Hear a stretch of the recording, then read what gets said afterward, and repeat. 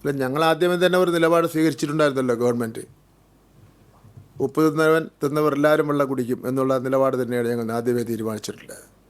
ഇതിൽ കുറ്റം ചെയ്തിട്ടുള്ളവർ ഉണ്ടോ, ആരെല്ലാം ശബരിമലയിൽ നിന്ന് മോഷണം നടത്തിയിട്ടുണ്ടോ അവരെല്ലാം നിയമത്തിൻ്റെ മുന്നിൽ കൊണ്ടുവരണമെന്നുള്ള നിലപാട് തന്നെയാണ് നമ്മൾ സ്വീകരിച്ചിട്ടുള്ളത്. അപ്പോൾ പിന്നെ പ്രത്യേക അന്വേഷണ സംഘം കോടതിയുടെ സഹായത്തോടു കൂടി ആ ദൗത്യം പൂർണ്ണമായി വിജയകരമായി പൂർത്തീകരിച്ചുകൊണ്ടിരിക്കുകയാണ്. അതിൻ്റെ അവസാനത്തെ നടപടിയായിരുന്നു തന്ത്രിയെ അറസ്റ്റ് ചെയ്തത്.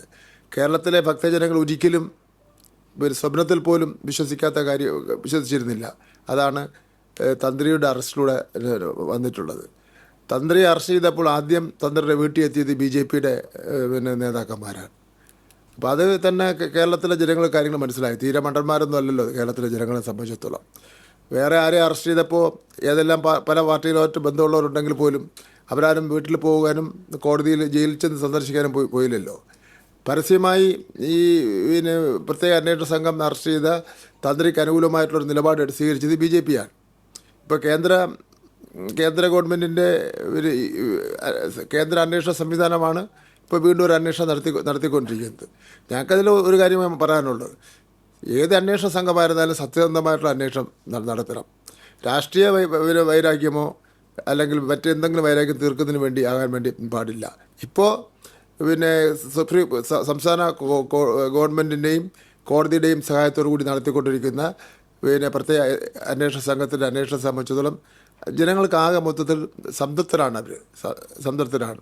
ഇപ്പോൾ നമുക്ക് കേരള ഗവൺമെൻറ്റിനെ സംബന്ധിച്ചിടത്തോളം കേന്ദ്ര ഗവൺമെൻറ്റോ മറ്റേതെങ്കിലും ഏജൻസിയോ ഒരു അന്വേഷണം നടത്താൻ വേണ്ടി പോകുന്നു എന്നുള്ളത് കൊണ്ട് ആ അന്വേഷണത്തിൽ അസംതൃപ്തി രേഖപ്പെടുത്താനോ അന്വേഷണം നടത്തണ്ട എന്ന് പറയേണ്ട കാര്യം ഞങ്ങൾക്ക് ഇല്ല. അത് പറയുന്നുമില്ല. പക്ഷേ ഇത് അങ്ങനെ ജനങ്ങളാകെ പറ്റിക്കാൻ വേണ്ടി പറ്റില്ലല്ലോ ഈ അന്വേഷണത്തിൻ്റെ കാര്യത്തിൽ. ആൾക്കാർ ഈ കാര്യങ്ങളൊക്കെ നന്നായി തന്നെ തിരിച്ചറിയുന്ന സ്ഥിതിയാണുള്ളത്.